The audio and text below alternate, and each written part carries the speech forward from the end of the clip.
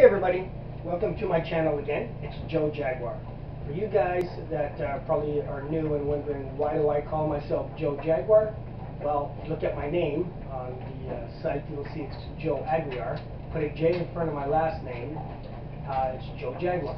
I was also in a band when I was younger, and I forgot my license plate. Not sure if you can see that over here.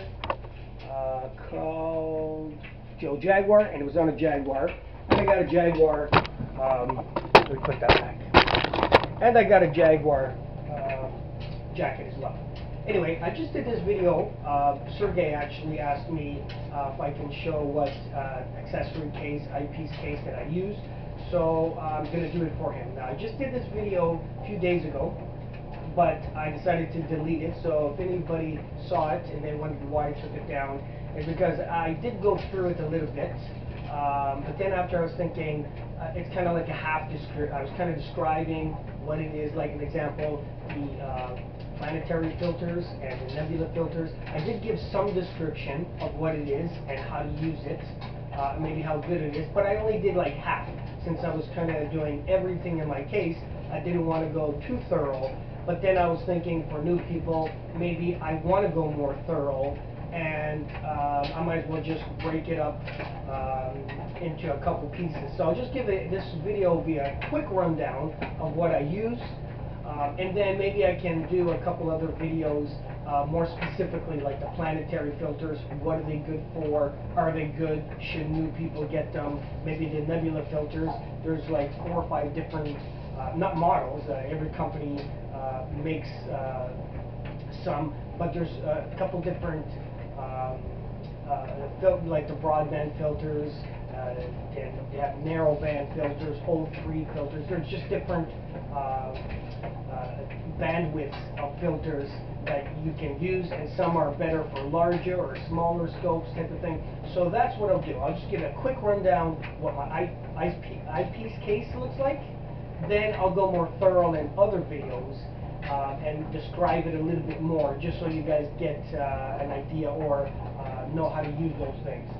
So let me zoom in a bit. I might not be in the frame, but that's okay.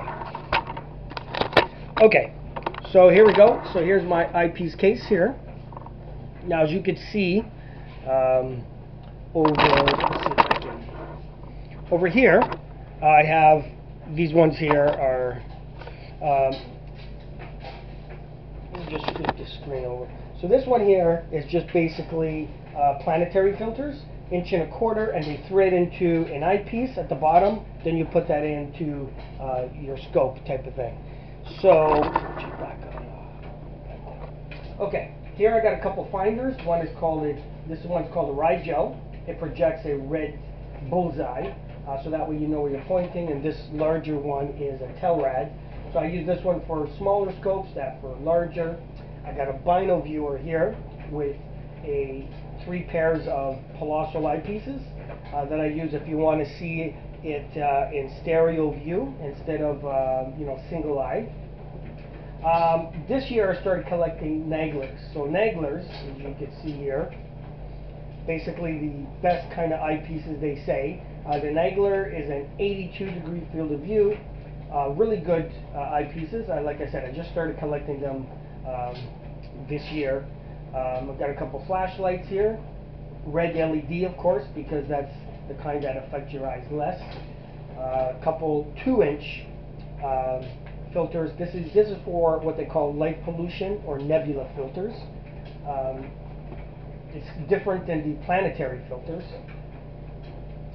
Filter selector here. I got a 45-degree diagonal if I want to do some terrestrial viewing, although I don't do too much of that. Over here I got my main eyepieces. So these are, this one is a 55mm, a colossal by meade, Japanese made, but the rest here are super wides. This one's a Teleview Nagler, a 17 type 4 type of thing. And then my other ones are my meade 4000 Japan made ultra wide angle. These were rated, they don't make them anymore, to be as good as the Naglers, So that's why I kept them for so long. In 1.25 inch, I got 4 nebula filters: broadband, narrowband, O3, and an H-beta filter. I'll get into more descriptive what that means and maybe how to use that. That's basically it. The rest of these are just, again, more of my ultra-wide angle meade 4000. So that's what I use mainly. I do have lots of other eyepieces. Every time you buy a telescope type of thing, you get a couple eyepieces or something like that with the telescope that I don't use. So I do have a lot of regular Palazzo, super Palazzos that comes with scopes. But basically, this is my main setup here. There was a couple of holes in my case, as you saw, for other eyepieces that I maybe changed or maybe sold, don't need anymore. So that's basically it. So that's my eyepiece case, my accessory case that I use. Basically, what I'll do is I'll make a couple other videos in the future. For instance, the nebula filters, which one is good for what size and maybe what objects type of thing. And I'll go more in depth that way. Otherwise, this video would just be way too big if I describe, finders, what they do, the final viewers, how to use that, and what eyepieces. It just would be way too long. So I'll keep this one short, and I'll make a few others later on. And I hope you enjoy this short video of my eyepiece case. Now, you guys, I'm just going to end. Don't need to go to this extreme. Like I showed you, for instance, this Nagler 17mm basically was the gold standard of eyepieces for many years. And again, TeleVue is basically considered to be the best. There are a lot of other good companies too, but usually when you're talking about the best eyepieces, TeleVue is basically it. So this Nagler 17 Type 4, which is a 2-inch barrel, probably $600 with tax. Now, before that, and the only reason why it's low price is because TeleVue came out with their Ethos model. So then this one now is not their high-end model anymore. So then the Naglers used to go up to like almost $1,000 Canadian each eyepiece.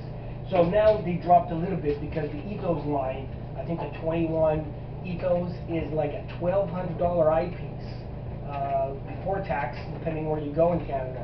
So it can be really expensive. You can buy a whole telescope, even apochromatic for that fact. So new people don't need to go in this price range type of thing. A Palazzo, super Palazzo is probably more than enough for most people. Anyway, just wanted to say that. We'll see you guys soon. Cheers.